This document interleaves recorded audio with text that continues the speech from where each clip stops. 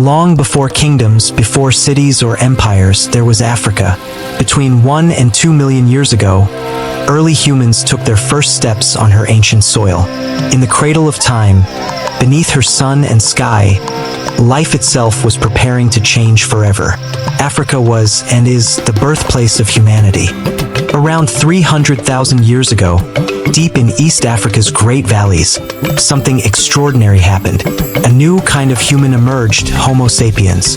They were thinkers, dreamers, creators. They painted, built, and spoke with meaning. From Africa, they looked to the horizon and began to walk, carrying the spark of intelligence to every corner of the earth. Every human story, every civilization begins here in Africa. By the 4th millennium before Christ, a river gave birth to greatness, the Nile. Along its banks rose ancient Egypt, the cradle of written history, science, and empire. Beyond its golden sands, Kush flourished in Nubia, DMT in the Horn of Africa, and Carthage in the north, great centers of power and progress. Civilization was not imported to Africa, it was created here. Between 3000 BCE and 500 CE, the rhythm of movement began. From the rainforests of Central Africa, the Bantu peoples spread south and east, carrying new languages, farming, and ironworking. They met and mingled with ancient peoples like the Khoisan and Pygmies, creating cultures that still live on today. This was not just migration, it was the shaping of a continent. In Africa, the voice was the pen, and the mind was the book. History lived not in scrolls but in stories, in rhythm, dance, and song. The griots, elders, and storytellers became the keepers of memory. Through them, the past lived on, not written but spoken. The oral tradition became Africa's living library. Across this vast land, empires rose and fell like the tides of time. In the north, Egypt, Kush, and Carthage ruled the sands. In the west, Ghana, Mali, Songhai, Benin, and Asante built golden legacies. The east saw Aksum, Ethiopia, and Kilwa thrive through trade and culture.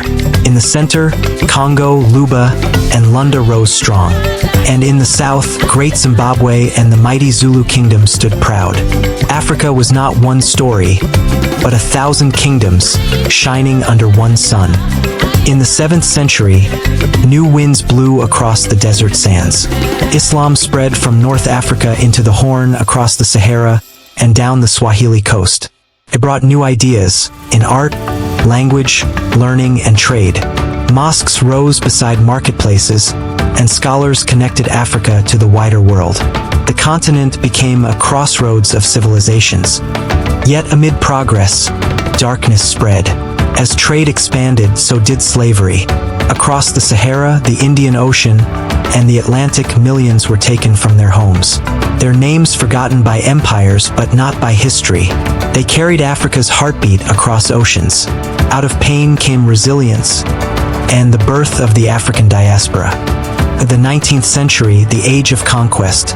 Europe's powers gathered in Berlin and divided Africa without her consent. Within decades, nearly the entire continent was under foreign control. Colonialism extracted Africa's wealth and silenced her voice. But beneath the silence, resistance grew. The spirit of freedom was waiting to rise again. The mid-1900s, Africa awakens. From Cairo to Accra, from Lagos to Lusaka, voices of freedom echoed. 1960, the year of Africa. 1963, the birth of the Organization of African Unity. A continent once divided began to stand together. Today, Africa is young and ancient, wounded yet unbroken. Her story continues, written now by her own children. Because Africa has never been silent. She has always been speaking. We are finally listening. This is the Chronicles of Then, the story of Africa. For more historic documentaries, please do well to subscribe to our channel, turn on the notification bell, and smash the like button. If possible, leave a comment and tell us what you feel about the story. Thank you, and until next time.